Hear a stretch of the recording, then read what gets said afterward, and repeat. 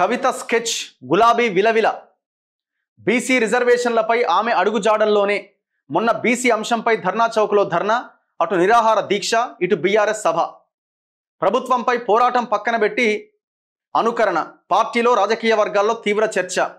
200% Kalvakuntla Kavitha party పెట్టబోతున్నది. నేడో రేపో ఇంకా 5 రోజులో 10 రోజులో నెల రోజులో పార్టీ నుంచి ఆమె బహిష్కరణకి సస్పెన్షన్కి గురి కాబోతున్నది. ఇది వెరీ క్లియర్. కేసీఆర్ ఒకటే చెప్పిండట, అన్నని మొత్తం ముందు పెట్టి పార్టీ నడిపించబోతున్నాం, అమ్మ నువ్వు నీకు పదవులు ఇవ్వడం కానీ ఇంకోటి ఇవ్వడం కానీ కుదరదు, నువ్వు సైలెంట్గా ఉండు అన్నది తండ్రి చెప్పిండట. కుదరదు అని చెప్పింది. ఆమె వినదు కదా.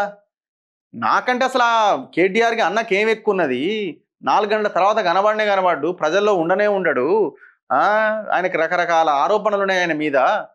నేను కాకుండా ఈ పార్టీ ఎవరిది? నాదే అని ఈమె. కుదరదమ్మా అదే అని బయటకు వచ్చింది. బయటకు వచ్చి ఇప్పుడు ఆమె ఎవరి మీద యుద్ధం చేస్తుంది? తండ్రి మీద, అన్న మీద, బావ మీద, పార్టీ మీద యుద్ధం చేస్తున్నది. చివరికి ఎక్కడి దాకా వెళ్తుంది ఇది?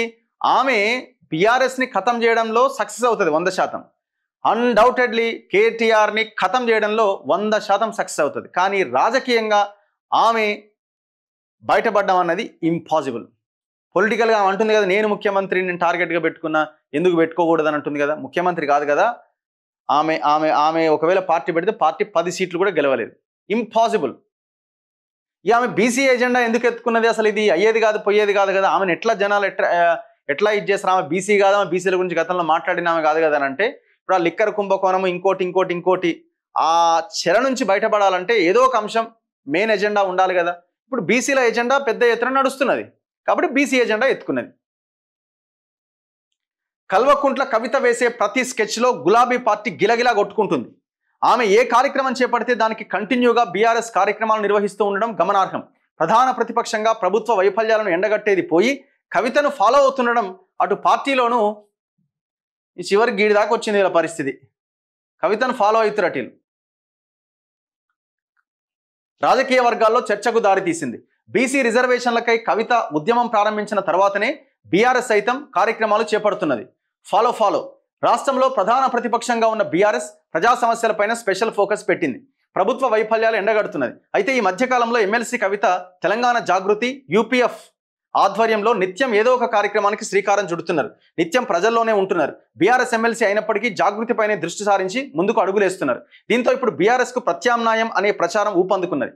ఈ పరిణామాలతో కారు పార్టీకి డ్యామేజ్ అవుతుందని భావించి పార్టీ సైతం కవిత చేపట్టే కార్యక్రమాలను అనుసరించాల్సిన పరిస్థితి. ఆమె ఏ కార్యక్రమం చేపట్టినా సరే మళ్ళీ బీఆర్ఎస్ ఆధ్వర్యంలో అదే కార్యక్రమం చేపడుతున్నారు. కవిత వైపు గులాబీ క్యాడర్ మొగ్గు చూపకుండా కట్టడి ప్రయత్నాల్లో నిమగ్నమైనట్లు ప్రస్తుత కార్యక్రమాలతో స్పష్టమవుతోంది. దీంతో ప్రభుత్వ వైఫల్యాల కన్నా కవితపైనే పార్టీ అధిష్టానం దృష్టి సారించింది. రాబోయే స్థానిక సంస్థల ఎన్నికల్లో కూడా కవిత ప్రభావం పడకుండా చక్కదిద్దే పనిలో పడ్డారు. అటు కవిత ఇటు బీఆర్ఎస్. కేసీఆర్కు కాళేశ్వరం కమిషన్ నోటీసులు ఇవ్వడంపై పార్టీ ఎలాంటి కార్యక్రమాలు చేపట్టకపోవడంతో కవిత సీరియస్గా స్పందించారు. చావు నోట్లో తలపెట్టిన తెలంగాణను సాధించిన గులాబీ బాస్కు నోటీసులు ఇవ్వడం పైన బీఆర్ఎస్ నిరసన తెలపకపోవడం ఖండించలేదని గతంలో ఆమె ఆగ్రహం వ్యక్తం చేసి ధర్నా చేసింది. ఇట్లా చాలా ఉన్నాయి. మనం అన్ని మాట్లాడిన ఇవన్నీ కూడా యువత మీద పెద్ద ఎత్తున ఫోకస్ పెడుతుందట. ఇప్పుడు విషయం ఏంటంటే బీసీ రిజర్వేషన్ల అంశంలో కవిత దోదారింది, బీఆర్ఎస్ పార్టీ దోదారింది. మరి ఈమె ఏ పార్టీలో ఉన్నారమ్మా అంటే బీఆర్ఎస్లు అంటుంది. కండువా ఏదమ్మా అంటే నాకు ఆ కండువా వద్దంటుంది. బీఆర్ఎస్ వాళ్ళని కవిత గురించి అడిగితే అమ్మో మేము మాట్లాడడం, మా సార్ మాట్లాడొద్దన్నారని వాళ్ళు అంటున్నారు. బీసీ రిజర్వేషన్లో ఆర్డినెన్స్ చాలా గొప్పదని ఏమంటది, ఆర్డినెన్స్ చిత్తు కాగితమని బీఆర్ఎస్ అంటది. సో ఈ క్లారిటీ లేదనమాట ఇద్దరి మధ్య. సో కాబట్టి ఈమెను ఏదో ఒక రోజు పార్టీ నుంచి బయటకు నెట్టేసే ప్రయత్నాలు గట్టిగా జరుగుతున్నాయి. మొన్న కూడా కేటీఆర్ వర్సెస్ కేసీఆర్గా నువ్వు ఆమెను సస్పెండ్ చేస్తావా చేయవా అని కేటీఆర్ దగ్గరనే కూర్చుండట.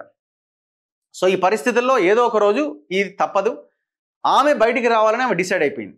అందుకే ఆమె జిల్లాల వారీగా కమిటీలు కథా వ్యవహారం అంతా నడిపిస్తున్నది. ఇంకా దూకుడుగా ముందుకెళ్లాలనేది ఆమె ఆలోచన.